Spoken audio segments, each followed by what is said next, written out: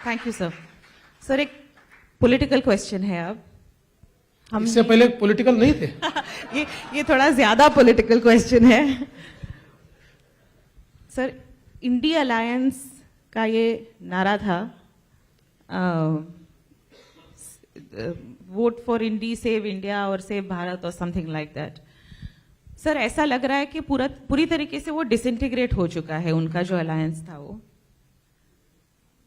यहां पर भी महाराष्ट्र में भी ऑपोजिशन की कोई खास अच्छी स्थिति है नहीं। लोगों को ऐसा लगता है कि under prime minister sir BJP ने ऑपोजिशन को खत्म कर दिया और फिर लोग उसे कनेक्ट करते हैं कि BJP is not upholding democracy. अब ये बीजेपी का रोल है क्या ऑपोजिशन को जिंदा रखना? And second, is it true if you kill opposition, is there no opposition? One, and second, is this a blot on our democracy? पहली बात तो जो इंडी अलायंस की बात आपने कही, तो हमारे एक बहुत अच्छे राजनीतिक विशेषज्ञ है, विश्लेषण जो करते हैं राजनीति का, भाऊ तोरसेकर जी। तो भाऊ तोरसेकर जी ने एक बहुत अच्छे तरीके से इसको एक्सप्लेन किया है। उन्होंने कहा कि ये जो इंडिया अलायंस है इसलिए नहीं चलने वाला कि यहां सारे इंजन है, कोई बोगी है ही नहीं, तो लोग बैठेंगे कहां?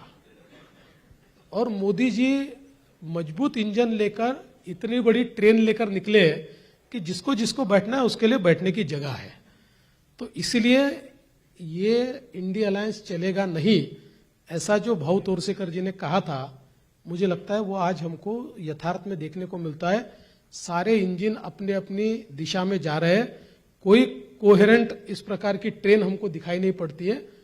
और देखिए, मैं ऐसा मानता हूं और हम सभी मानते हैं, क्योंकि लंबे समय तक भारतीय जनता पार्टी ने अपोजिशन में काम किया है, तो डेमोक्रेसी में अपोजिशन का होना ये जरूरी भी है और उसके अपोजिशन की जो आवश्यकता है, उसका जो महत्व है, इसको हम एक्नॉलेज भी करते हैं। लेकिन आज के अपोजिशन में और जिस समय हम अपोजिशन में थे, इसमें अंतर क्या है? अंतर यह है कि हम भले ही अपोजिशन में बैठे, लेकिन हमने इंडिया फर्स्ट की नीति को कभी छोड़ा नहीं। हमने चुनकर आने के लिए कोई भी कॉम्प्रोमाइज करेंगे, इस प्रकार की परिस्थिति को कभी स्वीकारा नहीं। हमने एक प्रकार से जिसको अराजकता कहते हैं, ऐसे अराजकता का माहौल तैयार करके हम सरकार को नीचे लाए, इस प्रकार की व्यवस्था हमने कभी कायम नहीं की। आज मुझे तो इस बात का दुख है कि कांग्रेस जैसी पार्टी ये अपोजिशन में जाने के बाद जिस प्रकार से डिसइंटीग्रेट हो रही है, उसके कारण जो वैक्यूम तैयार हो रहा है, उस वैक्यूम को ऐसे लोग भर रहे हैं कि जिनके लिए देश कोई मायने नहीं रखता है। ये ऐसे लोग हैं कि जो हमारी सारी ऑर्डर को बिगाड़ना चाहते हैं, जो हमारे इंस्टीट्यूशंस को डिसमेंटल करना चाहते हैं। आप देखिए, ये कैसी व्यवस्था है कि जिस व्यवस्था में अगर सुप्रीम कोर्ट उनके साइड से निर्णय दे तो अच्छा है, और सुप्रीम कोर्ट अगर कोई न्यायपूर्ण उनके खिलाफ निर्णय दे तो सुप्रीम कोर्ट को गाली देते, इलेक्शन कमीशन को गाली देते, इलेक्शन प्रोसेस को गाली देते, डेमोक्रेटिक प्रोसेस को गाली देते, हमारे कॉन्स्टिट्यूशन ने जो अलग अलग व्यवस्थाएं खड़ी की है उन व्यवस्थाओं को गाली देते।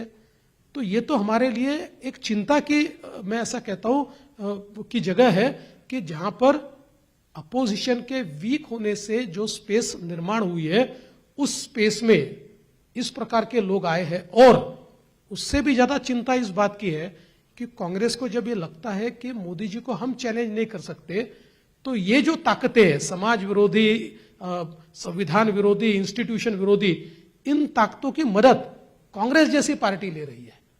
और फिर ये कहते हैं कि संविधान खतरे में है। मैं उनको पूछना चाहता हूं, भाई संविधान हमारे कारण खतरे में नहीं है, आप खतरे में डाल रहे हो देश का संविधान। इस प्रकार की ताकतों को दम देते हुए, बल देते हुए, उनको एक प्रकार से सेंटर स्टेज पर लाते हुए। और मैं ऐसा मानता हूं और हमारी पार्टी भी ऐसा मानती है कि अपोजिशन कभी समाप्त नहीं हो सकता, समाप्त करने का कोई विचार भी नहीं है, विचार करना भी नहीं चाहिए।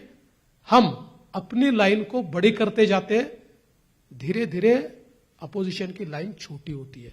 हम उनकी लाइन काटते कभी नहीं है और काटना भी नहीं चाहते। जी sir, before I let you go, ये फाइनल क्वेश्चन है और ये नॉन पॉलिटिकल इश क्वेश्चन है, पर्सनल क्वेश्चन है।